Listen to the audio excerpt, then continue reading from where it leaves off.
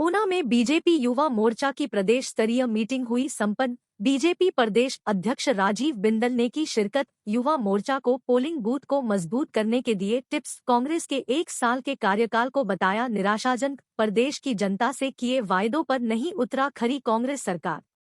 ऊना में बीजेपी प्रदेश अध्यक्ष राजीव बिंदल ने प्रेस कॉन्फ्रेंस के दौरान कांग्रेस सरकार पर जमकर निशाना साधा है। बिंदल ने कांग्रेस सरकार के 1 साल के कार्यकाल को निराशाजनक बताए हैं। उन्होंने कहा कि चुनावों में जीत से पहले कांग्रेस ने जनता को 10 गारंटियां दी थी, लेकिन अभी तक वह पूरी नहीं हुई है। उन्होंने सरकार बनने के बाद पहली कैबिनेट में इसे लागू करने की बात कही थी, लेकिन आज 1 साल का कार्यकाल पूरा हो गया है, लेकिन अभी तक जनता से किए हुए वायदे सरकार द्वारा पूरे नहीं किए गए हैं। इन्होंने आउटसोर्स कर्मियों को सत्ता में आने पर पक्का किए जाने का वायदा किया था, लेकिन आज हालात यह पैदा हो गए हैं। 10,000 कर्मचारियों को इन्होंने बाहर का रास्ता दिखा दिया है। सरकार हर मोर्चे पर विफल साबित हो रही है। जिस हिसाब से सरकार द्वारा कर्जा लिया जा रहा है, अगर 10 गारंटी को पूरा करने के लिए कर्ज लेना पड़ेगा, इसका भार प्रदेश की जनता पर ही पड़ेगा। उन्होंने कहा कि आज सरकार के 1 साल का कार्यकाल पूरा हो गया है, लेकिन मंत्रियों के 3 पद खाली पड़े हुए हैं, जबकि अन्य नियुक्तियां की जा रही है और उन्हें कैबिनेट का दर्जा दिया जा रहा है। आज 1 साल पूरा होने वाला है और एक दो लाइनें मुझे जरूर याद आती हैं। बहुत शोर सुनते थे पहलू में जिनका, जो चीरा तो कतरा खून ना निकला। बहुत बहुत भाषण दिए। हमारी सरकार बन रही है, कांग्रेस की सरकार बन जाएगी। पहली कैबिनेट के अंदर 22.5 लाख बहनों को 1,500 रुपए महीना मिलेगा।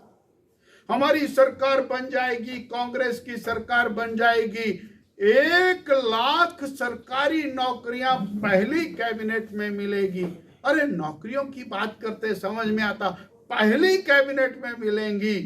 वो पहली कैबिनेट 1 साल में तो आई नहीं। मैं अभी थोड़ी सी चर्चा देख रहा था कि शायद कुछ नौकरियां निकलने वाली हैं। अरे बड़ा बोलते थे, आउटसोर्स बंद कर देंगे, हम रेगुलर नौकरियां देंगे, बढ़िया भर्ती करेंगे। अब क्या कर रहे हैं, फॉरेस्ट डिपार्टमेंट में कोई सेवक सुवक लग रहे हैं।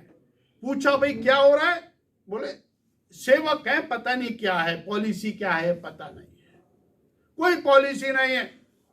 और वो भी लगेंगे नहीं लगेंगे, 10,000 से ज्यादा कर्मचारियों को हटाने का तगमा इस सरकार के ऊपर है। और सरकार बड़ी अच्छे तरीके से चल रही है। 1 साल में 3 मंत्रियों के पद खाली है, सीपीएस भरे गए। माननीय न्यायालयों के द्वारा लगातार टिप्पणी होने के बावजूद सीपीएस चल रहे हैं, मंत्री खाली है। ओएसडी बन रहे हैं, वो भी कैबिनेट रैंक के बन रहे हैं, कैबिनेट के पद खाली हैं। ये कुछ ऐसा मामला है कि शायद सरकार को भी समझ नहीं आ रहा कि हमें क्या करना है। और हमारे यहाँ कुछ लोग टैग बढ़ाए, उनके पास औहदा बढ़ाए, परंतु कहीं ना कहीं डिमोरलाइजेशन तो दिखाई देती है कि सरकार चल कहाँ से रही है।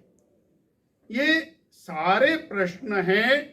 अल्टीमेटली हिमाचल प्रदेश की जनता 1 साल में 5 साल पीछे चली गई। जिस तेज गति के साथ हमारी भारतीय जनता पार्टी की पूर्व सरकार, जयराम ठाकुर की सरकार विकास कार्य कर रही थी, वो सब स्टैंड स्टिल हो गया। और आज सवाल केवल लॉ एंड ऑर्डर के ऊपर उठ रहे हैं। हत्याएं हैं, खून है, बलात्कार है, ये लगातार बढ़ते हुए हमको दिखाई देते हैं। तो ये जो सरकार है, ये 1 साल के अंदर टोटल फेलियर साबित हुई है। राजीव बिंदल ने जानकारी देते हुए बताया कि प्रदेश स्तरीय भाजपा युवा मोर्चा का 1 दिवसीय अभ्यास वर्ग आज संपन्न हुआ है, जिसमें प्रदेश भर के युवा मोर्चा के पदाधिकारी ने भाग लिया है। भाजपा युवा मोर्चा सबसे स्ट्रांग बिग है, बीजेपी का है। युवा मोर्चा आगे चलकर देश का नेतृत्व करेगी। अपने बूथ को मजबूत करना और हर पोलिंग बूथ पर युवाओं को सशक्तिकरण करने को कहा है, ताकि आने वाले लोकसभा चुनाव में बीजेपी की जीत सुनिश्चित की जा सके। उन्होंने कहा कि केंद्र सरकार द्वारा हिमाचल के विकास के लिए हजारों करोड़ पर की सहायता दी जा रही है, जिसके तहत प्रदेश में सड़कों का जाल बिछाया जा रहा है और उनको चौड़ा करने का काम भी चला हुआ है। उन्होंने कहा कि जिस प्रकार से केंद्र सरकार हिमाचल प्रदेश को पैसा जारी कर रही है और विकास को लेकर आगे बढ़ रही है, उससे प्रदेश में एक से दूसरे जिले तक पहुंचाने के लिए बहुत कम समय लगेगा। जन जन के मन में एक ही सवाल है, आप सत्ता में आए, कांग्रेस पार्टी सत्ता में आई तो झूठे गारंटियां देकर के आई। 1 लाख हर साल, 5 लाख 5 साल में बेरोजगारों को नौकरी देंगे, रोजगार देंगे।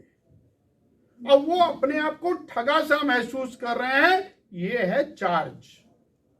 22.5 लाख बहनों को 1500 रुपया महीना मिलना था, 4000 रुपया प्रति बहन को, 4000 करोड़ रुपया बहनों का सरकार के ऊपर कर्ज जमा हो गया और ये 20,000 करोड़ हो जाएगा 5 साल में। ये सवाल ही, आप कहते थे हम बेहतरीन प्रशासन चलाएंगे।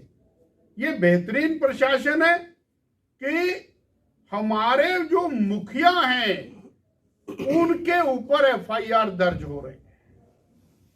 ये प्रशासन। आपने कहा था कि हम किसान कल्याण की बात करेंगे, 100 रुपए लीटर दूध खरीदेंगे। अरे तुमने क्या दूध खरीदना, मैं ऊना में बैठा हूं, दूध तो यहां पर पंजाब से आ रहा है। सवेरे गया मैं बाजार में तो वेरका की थैलियां पड़ी हुई थी, पंजाब से आई। क्या किया आपने 1 साल में?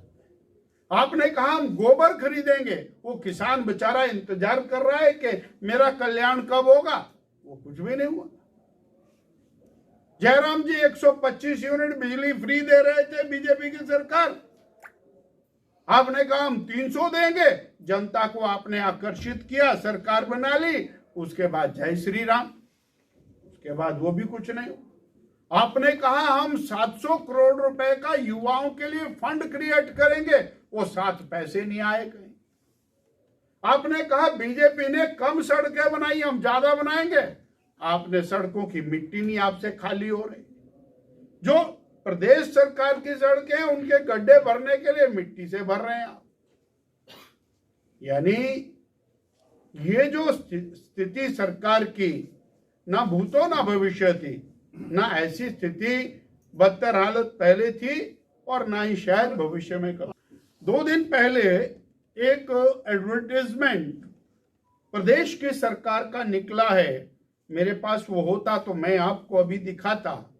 और उसमें पीडब्ल्यूडी विभाग का वो एडवर्टाइजमेंट है, लगभग 4000 करोड़ रुपए की खर्चे का वो एडवर्टाइजमेंट है, जिसमें 3500 करोड़ केंद्र सरकार से आया। मैं तो खुद इनसे सवाल करता हूं कि प्रदेश की सरकार ने क्या खर्चा किया अभी तक? प्रदेश की सरकार ने एक भी आदमी को नौकरी पर नहीं रखा। प्रदेश की सरकार ने 10,000 लोगों को नौकरी से निकाल दिया।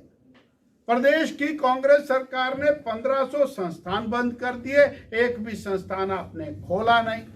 तो प्रदेश की सरकार ने क्या किया?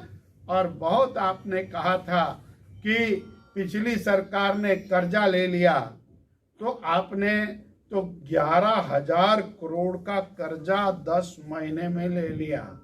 60 महीने में 60,000 करोड़ का कर्जा चढ़ेगा। और अगर जे 1500 रुपये महीने की गारंटी पूरी करेंगे तो 20,000 करोड़ और लोन लेना पड़ेगा। और अगर 5 लाख लोगों को रोजगार देंगे तो 25,000 करोड़ और लोन लेना पड़ेगा।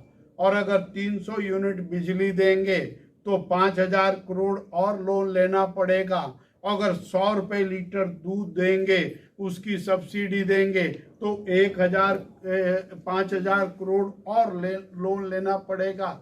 1,25,000 करोड़ का लोन लेकर के भी आपकी गारंटियां पूरी नहीं होती। सड़कें तो गई, पानी तो गया, बाकी सब तो गया। यानी वर्तमान सरकार अपना हिसाब किताब बताए कि क्या कर रही है।